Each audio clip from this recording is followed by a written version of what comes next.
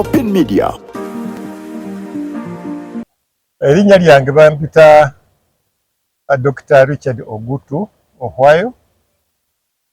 Anakolanga mu Narrow mu research okutuuka omwaka gwa 2019. Nakolamu emyaka 45 nga research. Ebikwata ku Kyoga yalina ebyennyanja bingi okusooka kumpi spisi nga 45 mu myaka gya 5 naye ebyasooka ebyo ne bikendeera n'oleka mu myaka gya 5 ne bajja ne bateekamu empuuta n'engege nga bwe baziteeka mu Victoria. Ebyennyanja bino bizaala nnyo mu maka g'7 ebinjiwala nnyo mu Kyoga omwo. Era emyaka g'7 mu mwaka w'78 75 ku buli 100 ebyennyanja bye twali tukwata mu Uganda byali muva mu Kyoga. Zalinga ettani nga 165,000 mu myaka g'78. Naye okuva olwo of course abantu beyongera obungi, amaato geyongera obungi, ebyennyanja bye bakwatanga byagenda bikola ki? Bikendeera. Kati mu mwaka ng'ogwayise ogwo gwa 2023 bwe bakola assessment, ebyennyanja bye bakwata mu Kyoga omwo byalinga emitwalo 85,000 tons. 85,000 tons. Kankozeeko oluzungu kubanga olubikirije emitwalo 85, yes. Bye bakwata.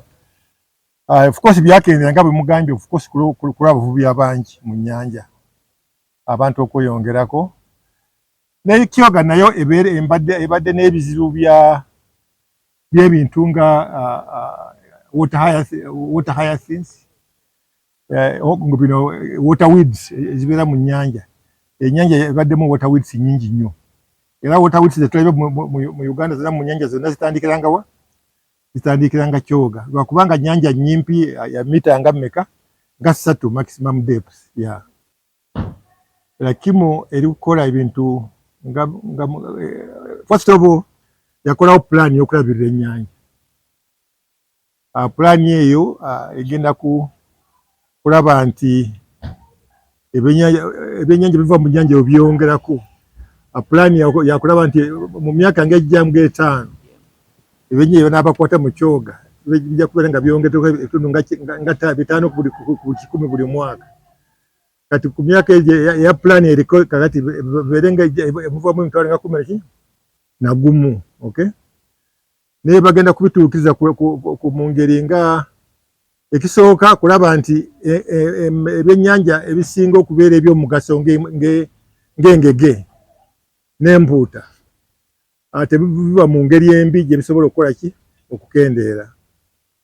Ekyokubiri bagenda kulaba nti amaato tegeyongera nnyo mu nnyanja, kubanga gaali geyongedde nga gatuusinga ku mitwalo g'13 mu nnyanja yonna.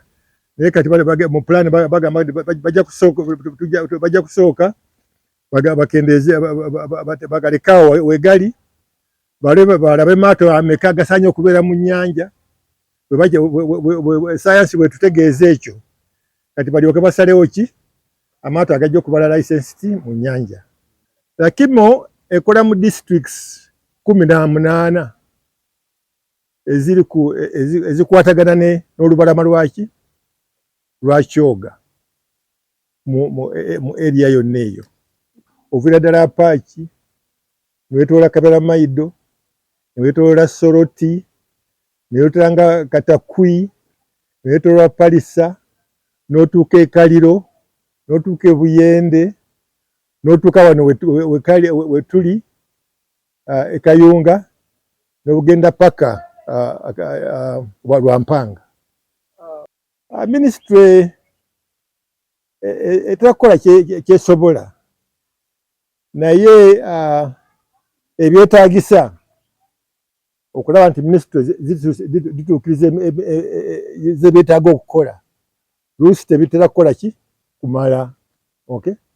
Kati nga ku nnyanja ebintu byataze okukola okulaba nti obutimba abantu bamanya kiki ekinokolebwa wonna wali na wali Luusi minisita tebe na sente kola ki zitukiriza babu n'olwekyo baba bano bateekawo lakimo kubanga ministry esobola okutandikira entebe alyoke etuuke ku nnyanja naye lakimo yasalawo nti zina district 18 ezitwala olubalama lw'ennyanja zijja okukwatagana ezimala okukwatagana basobole okukola ki basobole okulabirira ennyanja ng'okulabirira okwo kuva ku bantu ba wansi nnyo ababeera ku myalo ne biyita mu parishi ne butika mu sub county ne bagenda paka ku district ate oteekawo engatta eriwo ya lakimo egatta district zonna of course neba ne linkage ne director of fisheries Entebbe.